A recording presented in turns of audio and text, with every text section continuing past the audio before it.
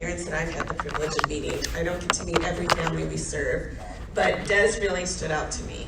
So Des is the mom of 3. She's got 2 boys who are aged 8 and 3, and she has a little girl who's 5. And she has probably, like some others in this room, watched about 697 episodes of SpongeBob, mostly against her will.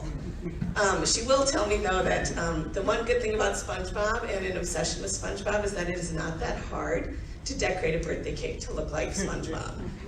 So that has been one of her claims to fame. She's also a very creative person, and right now in her life she doesn't have a lot of time for creativity. So the way she tends to manage it is that she does it with her hair. So every time I've seen her, her hair has been in a different hairstyle, and it's always beautiful and creative and something that is entirely baffling to me.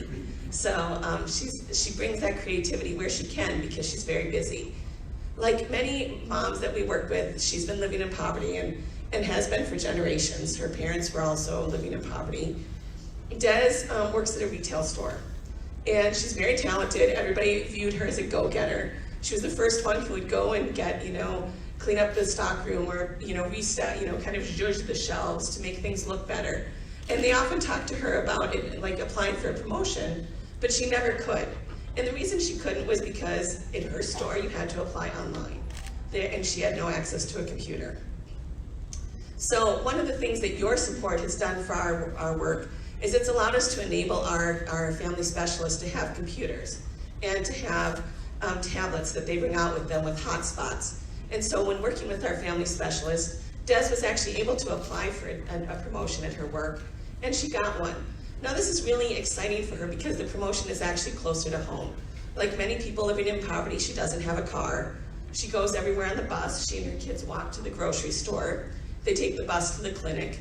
That's led to some challenges for her health because sometimes it's a little more difficult to get your 3 kids on the bus and drag them to the clinic to do kind of your well child checks or even take care of your own health. So a promotion that's closer to home would make a big difference to her. The other thing it's going to make a difference for is that she'll be able to work mostly day hours. Her cousin and her neighbor tend to be the ones that take care of her kids. And for her, it's been a real struggle because they have different rules, they're different homes, and they do different things. And so oftentimes her kids would act out in different ways because they weren't sure what the expectations were of them in the setting. And plus they would be dragged along with her to try and do appointments or meetings on these long days on the bus.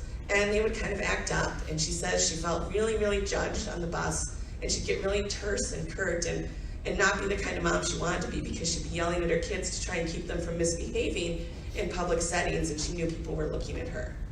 So this job that she's going to have is really going to help her. The other thing her family specialist did was to kind of come up with some kind of their family guidelines, what they want to be as a family, how they want to work together. And she was able to communicate that to her cousin and her neighbor. So now in every setting where someone's watching her kids, Des knows that they're going to follow her rules and that they're going to kind of hold to the same values, and the kids know what to expect. And so she's become much more calm and peaceful. We talk a lot about positive parenting, right? Like everybody thinks that that's a great buzzword, but it's really hard it's kind of a luxury. When you're worried about being evicted, when you're worried about where your kid's next meal is coming from, when you're stressed out because you don't know if you're going to be able to pay that next bill, your mind is constantly juggling. What am I going to do here? How am I going to make that work there? How am I going to get my kids to the next thing that they need? And so she didn't have the luxury to be a positive parent until we were able to kind of help her put some of those pieces in her life. So now because of your support, she also gets that there's a lot of people out there that want her to succeed. And that's something, because she felt so judged in so many settings, she didn't know that.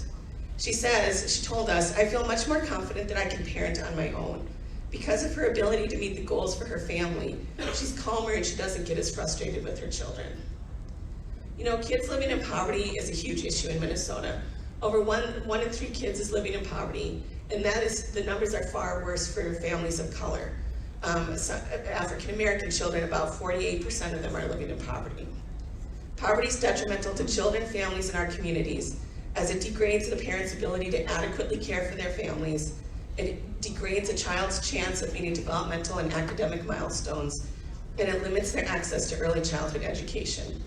Worse yet, families in poverty experience excessive levels of stress and discrimination that can lead to family violence, trauma, chemical dependency, homelessness, and perpetuating generational cycles of poverty.